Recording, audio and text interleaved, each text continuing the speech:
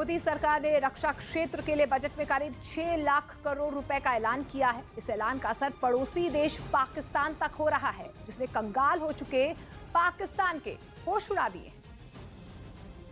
देश के साथ साथ पाकिस्तान की निगाहें भी भारत के बजट पर टिकी थीं और जैसे ही रक्षा क्षेत्र के बजट का ऐलान हुआ, दाने दाने को तरस रहे पाकिस्तान को एक और झटका लग गया, क्योंकि एक तरफ पाकिस्तान में खाने के लिए आटा नहीं बचा, तो वहीं पाकिस्तान रक्षा क्षेत्र के बजट पर कटौती करने की सोच रहा है। तो वहीं मोदी सरकार ने रक्षा क्षेत्र के लिए बजट में खास ऐलान किए। रक्षा क्षेत्र के लिए 5.93 लाख करोड़ रुपए का ऐलान किया गया।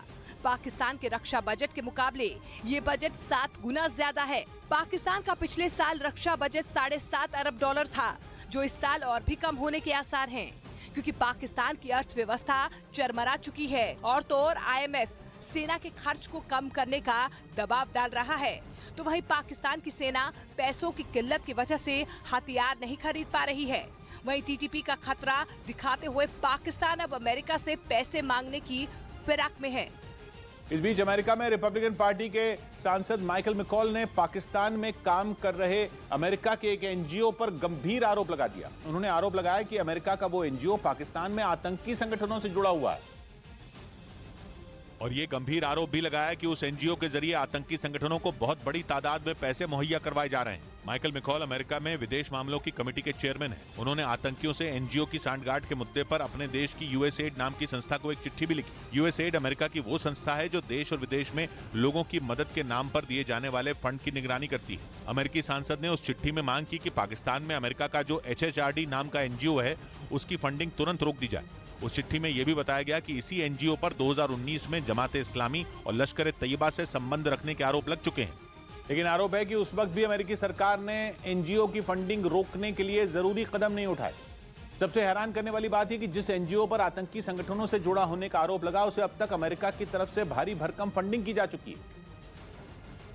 और अक्टूबर 2021 में ही एक प्रोजेक्ट के लिए उस NGO को $1,10,000 यानी भारतीय रुपयों के हिसाब से करीब 1 करोड़ रुपए दिए गए थे। यानी अगर अमेरिकी सांसद के आरोप सही हैं, तो इतनी बड़ी रकम अमेरिका ने सीधे सीधे आतंकी संगठनों को मुहैया करवा दी।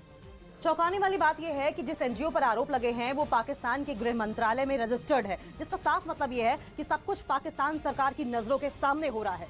इतना ही नहीं, उस NGO के जो स्पॉन्सर हैं उनमें फलाह-ए-इंसानियत फाउंडेशन नाम का संगठन भी है, जो लश्कर-ए-तैयबा से जुड़ा है। हालांकि 2016 में ही अमेरिका की सरकार फलाह-ए-इंसानियत फाउंडेशन को आतंकी संगठन घोषित कर चुकी है, लेकिन अमेरिका के NGO की आड़ में वो अपने आतंकी मंसूबों को पूरा करने में जुटा है।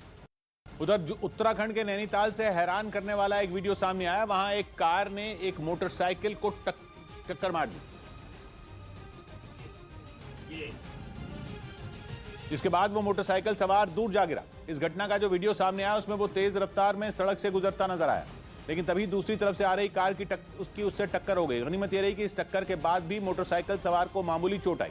आरोप है कि मोटरसाइकिल सवार तेज रफ्तार में मोटरसाइकिल चला रहा था, इसी वजह से यह हादसा हुआ। वीडियो सामने आने के बाद पुलिस ने मोटरसाइकिल को सीज कर दिया। मैंने नहीं देखा इस तरह का चीट, इस तरह का क्रिमिनल माइंड पूरे जेल स्टाफ को ब्राइब कर देगा। मैं सोच भी नहीं सकता था। गवर्नमेंट फंक्शनरी को इम्पर्सनेट करता था, आवाजें बदलता था। टारगेट भी बहुत पावरफुल धनवान लोगों को करता है। ये एक ही चीज से रुक सकता है, अगर आप इसकी जीभ काट दो। न्यूज चैनलों के इतिहास में पहली बार न्यूज 18 इंडिया की web series FIR number 208 streaming 3 February 9 PM